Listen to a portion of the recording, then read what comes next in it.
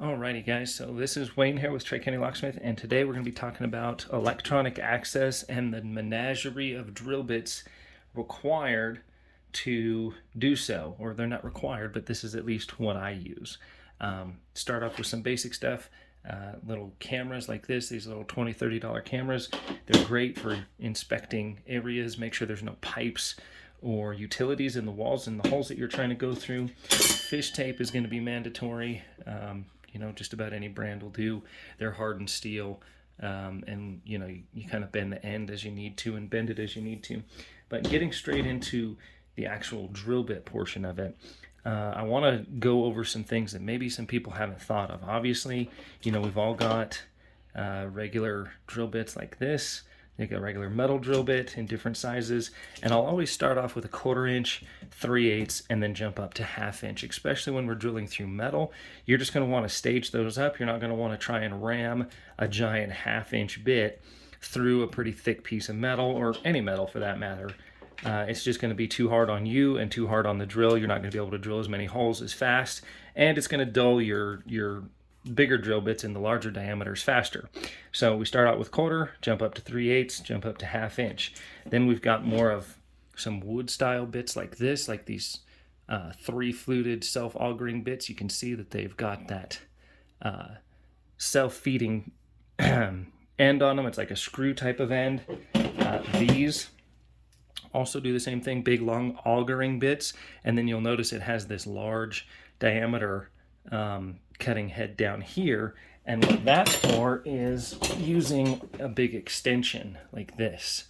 Okay, so these big extensions, they just click right in. You want to make sure that anything you have uses a ball bearing click type system like this. If you just have something that has the hex head, you could actually lose your drill bit in the wall or in your work area if you don't have something that actually holds on to this little ridge here.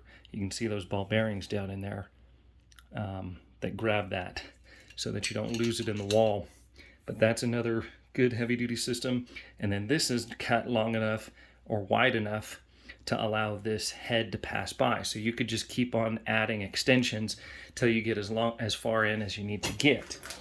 On that note, we'll jump up to, this is the kind of stuff that you're going to find at the hardware store, and you're going to be pretty limited. It's only going to really drill wood, okay?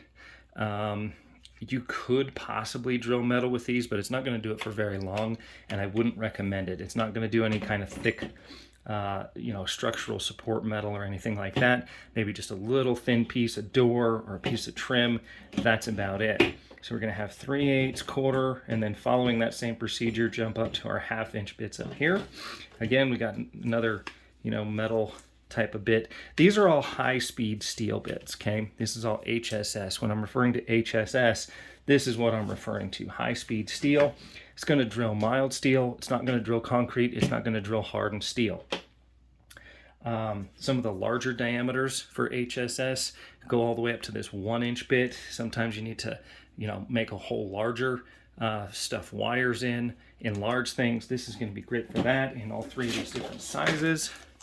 Okay, 5/8, 3/4. Again, following that mentality that we want to start small, probably start with our 1/4 inch and then jump up 3/8, 1/2 inch, 5/8, 3/4, and then 1 inch.